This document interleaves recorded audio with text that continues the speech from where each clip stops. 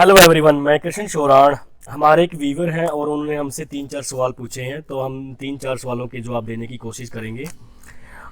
उनका कहना ये है कि उन्होंने 2016 मॉडल ईयर कार खरीदी है या कार खरीदने की वो सोच रहे हैं। तो और वो सेकंड ओनर बनने जा रहे हैं।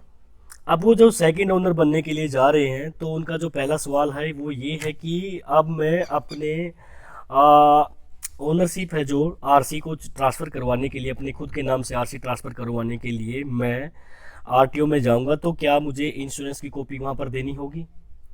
और अगर वहाँ पर इंश्योरेंस देना होगा तो इंश्योरेंस किसके नाम से देना होगा? क्योंकि अब ऑलरेडी उस गाड़ी का इंश्योरेंस नहीं है, अभी इंश्योरेंस एक्सपायर हो चुका है।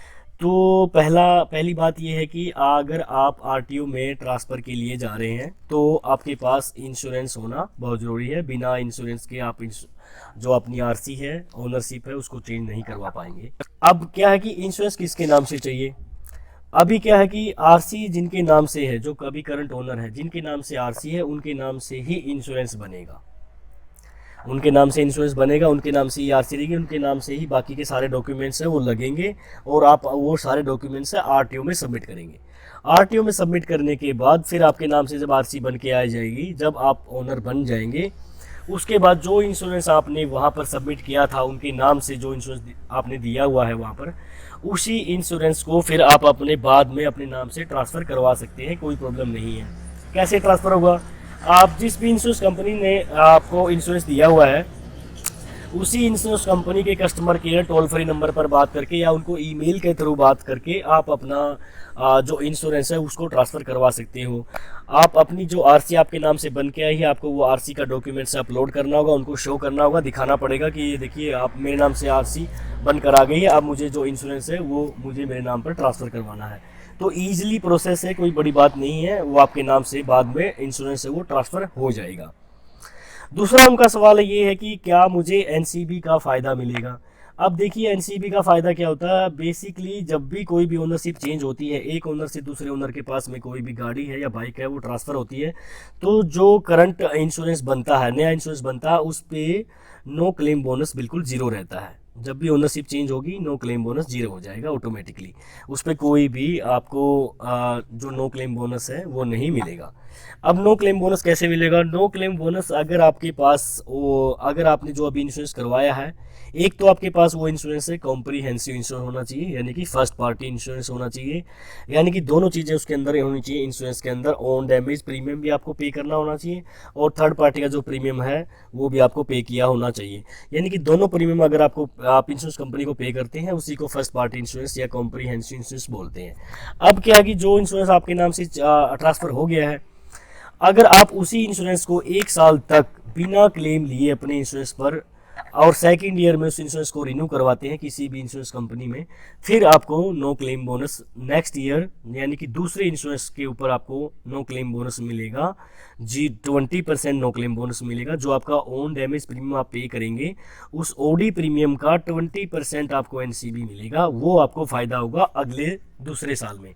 और जब होगा जब आप अपनी गाड़ी पर कोई क्लेम नहीं लेंगे, अपने इंश्योरेंस पर कोई क्लेम नहीं लेंगे। अगर आपने क्लेम ले लिया है तो आपको नेक्स्ट ईयर भी फिर भी आपका नो क्लेम बोनस है वो जीरो हो जाएगा। यानी कि नो क्लेम बोनस कब मिलेगा? जब आपको अपने इंश्योरेंस को क्लेम फ्री रखते हैं, अपने इंश्योरेंस पर, अपनी गाड़ी पर कोई क्लेम नहीं लेते हैं 1 साल के दौरान, और नेक्स्ट ईयर नए अगले साल अगर आप इंश्योरेंस परचेज करते हैं, रिन्यू करते हैं, तब आपको वो नो क्लेम बोनस है वो मिलता है। उसके बाद उनका अगला जो क्वेश्चन है वो ये है कि क्या मुझे 7वें साल यानी कि 8वें साल का अगर मैं इंश्योरेंस लेता हूँ अपनी गाड़ी का, तो क्या मुझे जीरो डेप्थ इंश्योरेंस प्लान मिलेगा?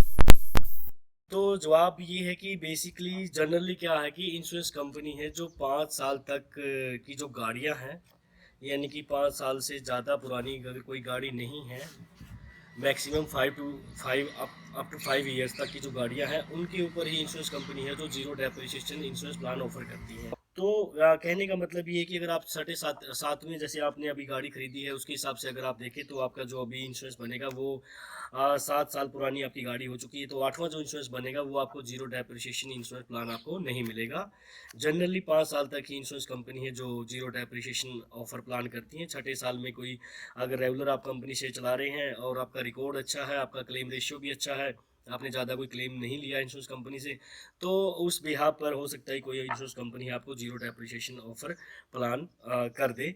अदरवाइज नहीं होता है, 7वें 8वें साल में कोई कंपनी इंश्योरेंस ऑफर नहीं करती है, क्योंकि इंश्योरेंस कंपनी आपके फ़ायदे से पहले खुद अपना फ़ायदा देखती है, और उनका जो फ़ायदा है 7वें 8वें साल में नहीं है अगर वो आपको zero depreciation insurance plan offer करती हैं, क्योंकि 8 साल पुरानी गाड़ी की वैल्यू भी काफ़ी डेप्रिशिएट हो जाती है, काफ़ी कम हो जाती है, और उस वैल्यू को कम होने के कारण ही जो इंश्योरेंस कंपनी है वो 7 8वें साल इंश्योरेंस है जो प्लान ऑफर नहीं करती है। वो मैक्सिमम 5 साल तक ही जीरो डेप्रिसिएशन इंश्योरेंस प्लान है जो अपने कस्टमर को ऑफर करती हैं।